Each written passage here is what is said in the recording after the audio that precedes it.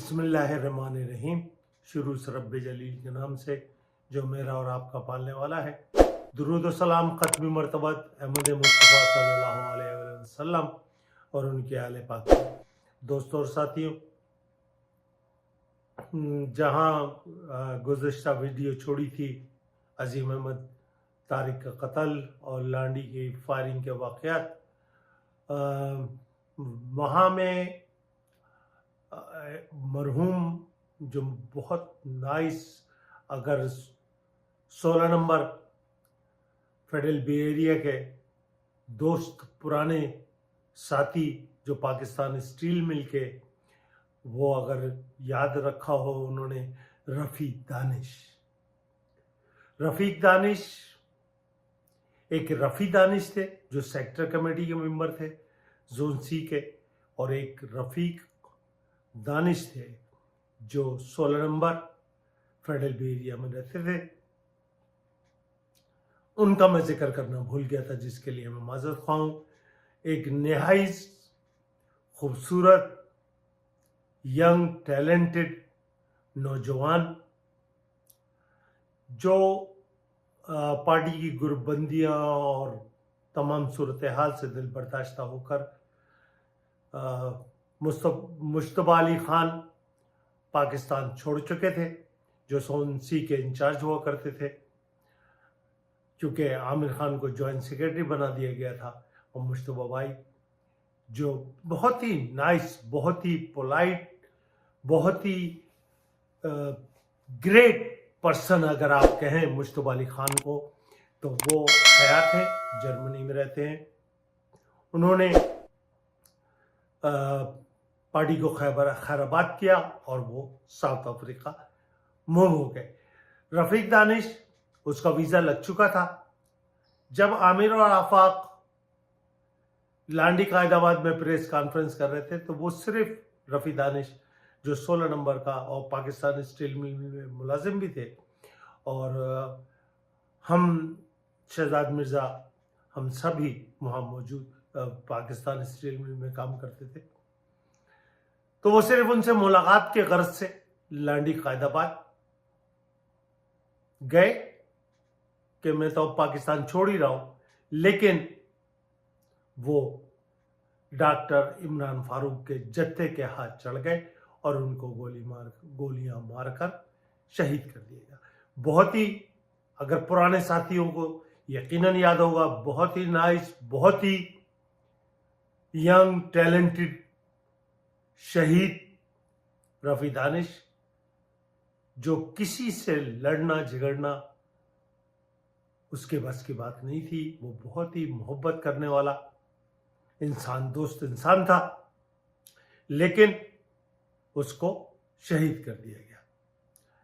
दोस्तों और साथियों, अगर कत्लों की बात की जाए तो रेहान उमर फारूकी का कत्ल, शहजाद मिर्जा का कत्ल, अगर दस्तगीर के लोगों को याद हो फेडरल बे का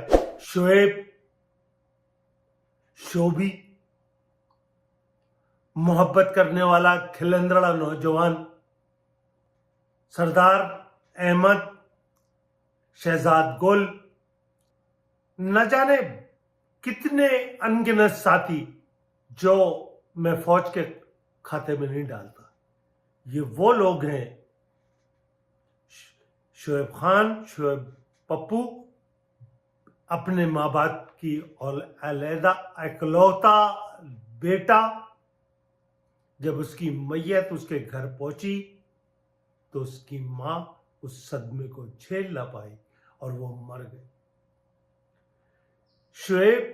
शोभी की जो लाश, शोभी एक दिन पहले, मरने से एक दिन पहले की बात कर रहा हूं, एक दिन पहले लाहौर एक गैंग को भेजा गया था, जिसका काम था आमिर, आफाक, बदर इकबाल, मुख्तलिफ लोग जो वहाँ लाहौर में चौधरी शुजात हुसैन की मेहमानदारी में थे, उनको कत्ल करना।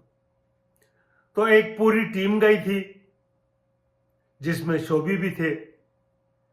तो किसी ने डॉक्टर इमरान फारूक के कान में यह भर दिया कि शोभी आमिर खान से मिल के आया है, क्योंकि शोभी पीली कोठी पे इमरान खान से करीब था, जोन सी से ताल्लुक था और जाहिद खान के दिए हुए शेर के बच्चों को खाना और उनकी टेक केयर करता था।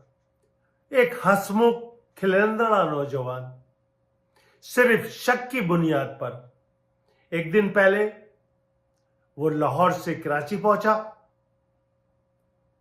हमें पार्किंग लॉट में उससे मुलाकात हुई, हेलो हाय हुई। दूसरे दिन सुबह शोभी की लाश पाई गई।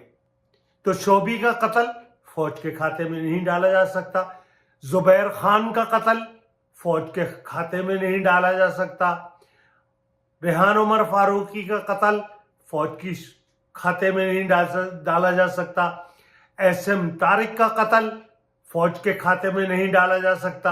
ये तमाम कत्ल हमारे ग्रुपों ने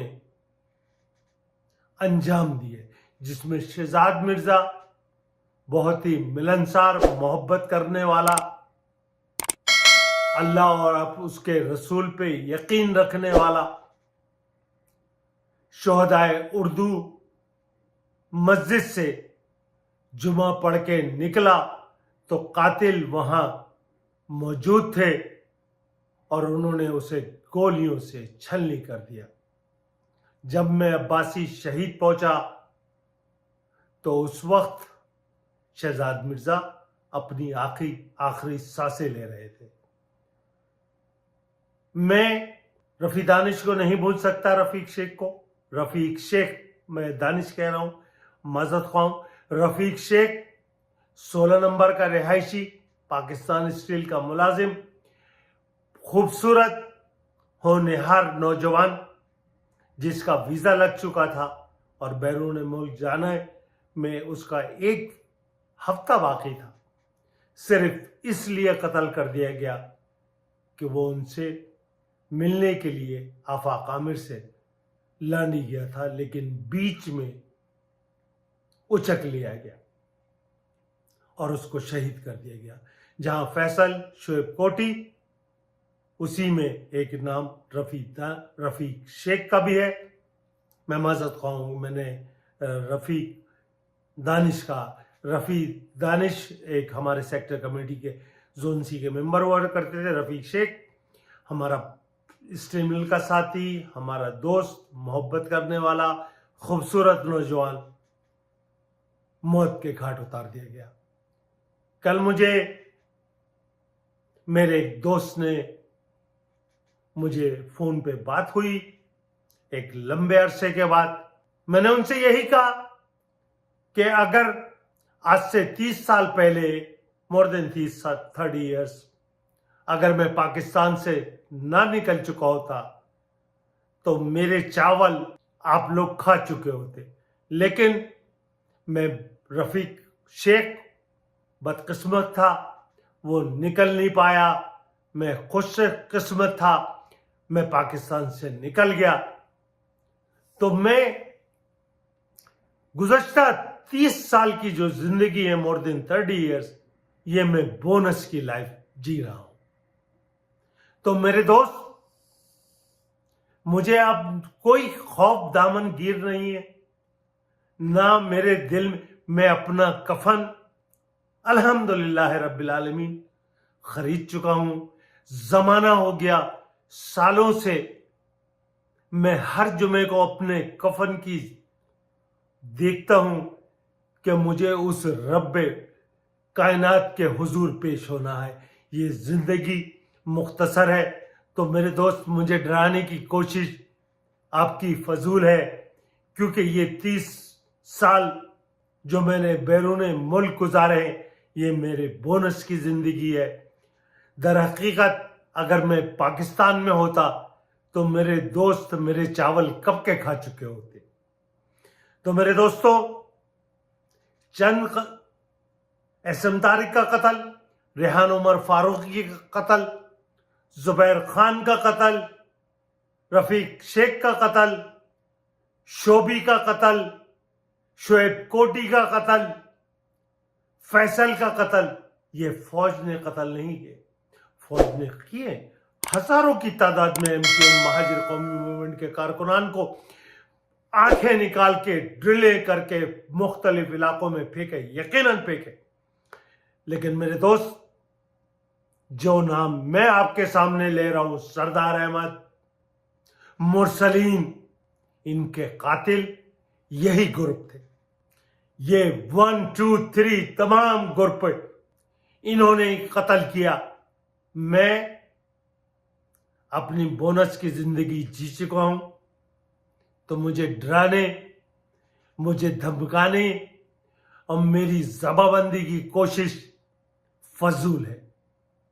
मेरा कफन मौजूद है। जमाने पहले मुझे 28-30 साल पहले मैंने अपना कफन खरीदा, जो आज तक मेरे पास मौजूद है। आप चाहें तो मैं आपको दिखा भी सकता हूं। तो मुझे मौत से कोई खौफ नहीं है।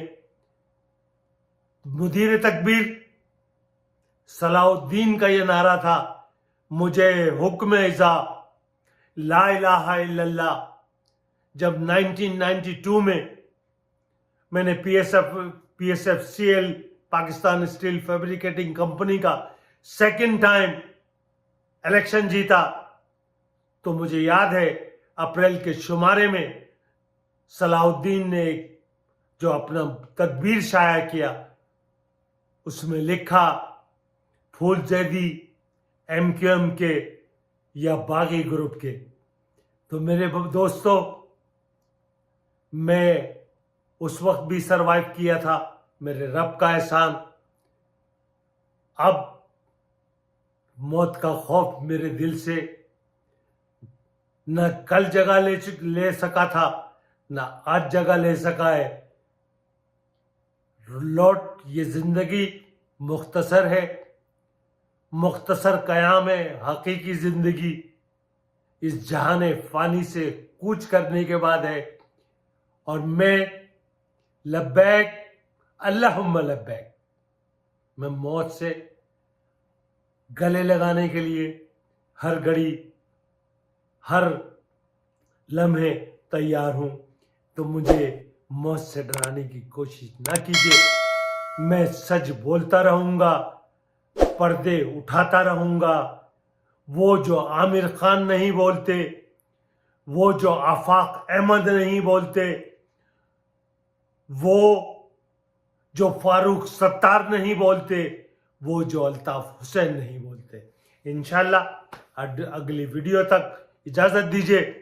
सच के साथ जिंदगी रही तो एक नया एपिसोड